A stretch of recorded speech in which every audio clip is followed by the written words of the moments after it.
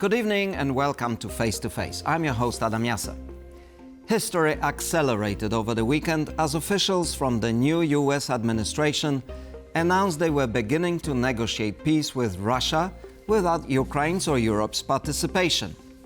Adding insult to injury, the new US Vice President, JD Vance, lectured Europeans about democracy at the Munich Security Conference, which traditionally was a venue for displaying transatlantic unity. There were so many statements and replies from all parties that I'm delighted we are now joined by Michał Broniatowski, Editor-in-Chief of TVP World, to tell us what really mattered. Michał, welcome. Thank you. A tough week for Europeans. This week lasted, in fact, 10 days because it was before the week on the previous weekend when Mr. President Trump called his counterpart in Russia. Then the whole history started to be shattered. And it's not the end, because we have today the meeting of top European leaders in France to discuss what to do with all these statements made by American administration. So from your point of view, what was the most important message from last week, or the most important development last week? Because there was just so much that people could get lost. One was, I would say, tactical, which is debate on what to do or not to do about the war in Ukraine. President Trump was quite blunt and quite unexpectedly, he usually does. He found President Putin without warning, neither to Ukrainians nor to Europeans. But on the strategic field, I would say the most important development was the very aggressive speech by Vice President JD Vance, in which he blamed Europe for not following the same values as America does, and then destroying its democracy. Over the last few days, everybody was showing the symbolism of Munich, because comparing it to Munich in 1938, when Allies betrayed Czechoslovakia and in fact paved the way for the Second World War. I think all such historical comparisons are nice, but they don't explain what's going on. I would rather draw a comparison of his speech to another famous speech. Or infamous, actually. Infamous, yes. By President Putin, well, then Prime Minister Putin, who in 2007 was also telling Europeans what democracy was and what democracy should be. As every other real autocrat, he's using democracy to impose his will. Then it appeared that this speech, in which he in fact separated Russia from this unipolar world, which was then controlled by the US, he started creating bipolar world, and the result of that was next year already invasion of Georgia, in 2014 invasion of Ukraine, and then full-scale invasion in 2022. In general, it was a moment in which Russian president was already sure that he has full control, internal control of his country. But I can see where you're driving with this comparison, but at the end of the day, does it really matter what JD Vance says about European democracy? Who's paying attention to that? Well, the same reaction you could hear in 2007. So what? Let Mr. Putin talk, but we know better. Well, it appeared that Europe didn't know better.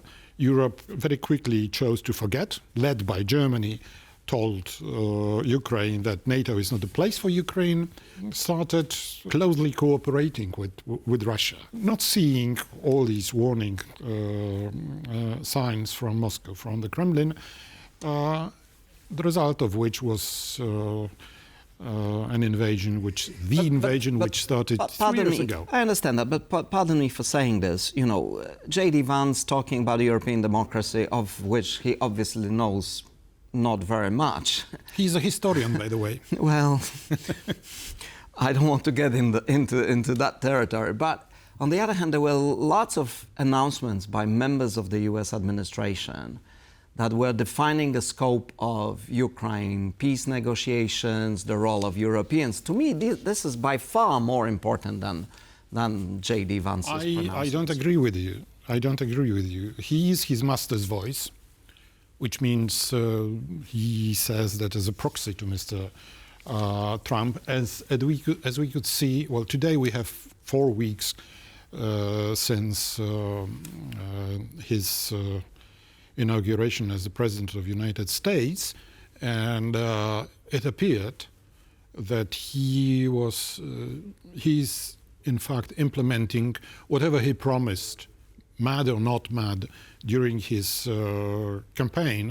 election campaign. He's making it a reality, starting with upheaval in Washington, and after a few weeks of doing, I don't know if putting things in order, you can call it, in Washington, he turned his attention to the rest of the world, not yet China. It's only Europe and Russia and the Middle East. But in a sense, this is what the Europeans were asking for. They were Europeans, and we here, we were all concerned about the war in Ukraine. And the fear was that Trump is going to abandon Europe, abandon Ukraine, and focus entirely on China. Whereas from the moment he became president, he's actually putting a lot of attention to Europe and a lot of attention to Ukraine. Into our conversations in this program before the election, we were already saying that what Trump is warning about Ukraine doesn't have to be so much feared, because he has a business to be in this war. The only thing which is surprising is the speed and the way he is stamping in. May I? You may. You're saying it's surprising. I would argue it's not surprising. On the contrary, he wanted a quick deal. He promised a quick deal. Okay, it didn't happen in 24 hours. Of course. And everybody had their moment of, poking fun at Trump, saying, haha, it has not happened. But now, when he started moving faster, they are saying, oh God, he's moving too fast. Yes, but at the same time, he's not taking away American support from Ukraine. Exactly. There is no limitation in arms deliveries. Exactly. What's more, something that the Europeans feared most, which is that America will walk away from NATO, for example. All the announcements this week were saying, no, we remain committed to NATO, provided Europeans do their part. And Europeans finally reacted, not only with anger at the Munich Security Conference, but also taking action. Mrs. von der Leyen, the president of the European Commission, offered a new solution legal from the point of view of Brussels' way of financing defense. As we speak, in Paris, main leaders of Europe are discussing how to react to tough words from across Atlantic, and so yes. It's happening. But going back to some of these announcements by the US officials, initially there was the impression that, first, a question of NATO membership for Ukraine is off the table. Second, that the negotiations will involve Russia and the US and not Europeans and Ukraine. But then in the course of the weekend and already today, we hear, no, it's not as far, it's not as radical. Europeans will be involved because we want Europeans, this is what the Americans are saying, we want Europeans to secure that peace later, so obviously they need to be involved. So, it's not necessarily... maybe I'm just the devil's advocate, but I think there's a lot of panic, which is not necessarily warranted. We always have to remember that the engine of the foreign policy of many countries in the world, and now especially in the US, is internal politics. Mm-hmm. So he and his administration makes big shouts, they are big announcements. And, the news cycle moves on, and lower level officials are clarifying, well, everything is still on the table, blah, blah, blah. But American audience heard only these, we will do it on our own. NATO is, brain dead or whatever. No. That was actually the French president who said that a few years back, not the Americans. Yeah. So it's interesting. In fact, I'm just curious about your opinion about this meeting in Paris, which President Macron sort of summoned out of the blue as if, some drama was unfolding. Drama is unfolding. What is the drama?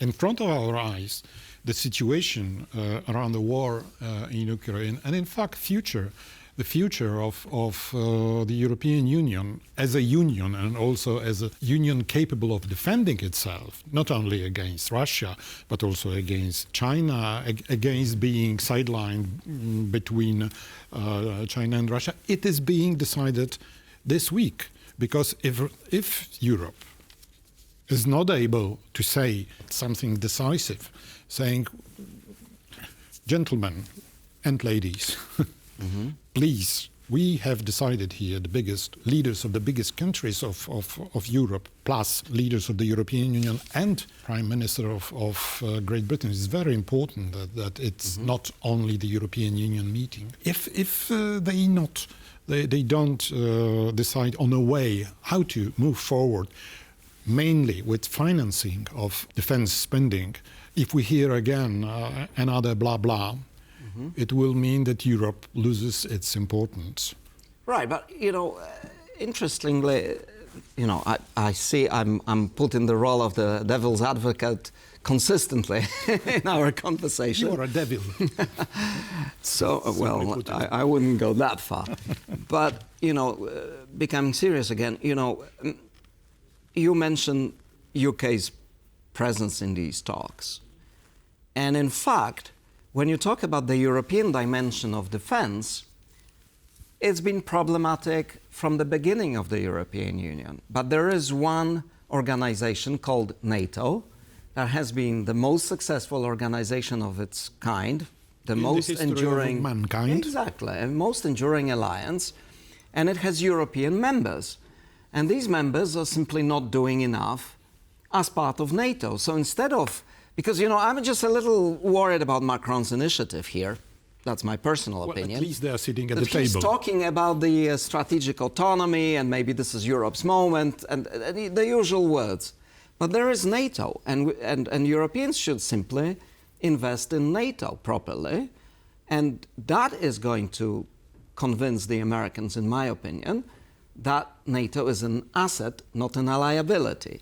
Well, this is exactly what people sitting at the table in Paris have to decide about and agree. If they don't, if it appears that there are laggards who don't want to join this effort, which means spending much more money on defense, which means that you lose better chances in the next elections because this will come at the cost of social spending. Well, either this. But I don't think that. this is such a big problem. I think the bigger problem is about the Europeans deciding, how to convince the Americans that the alliance is still alive.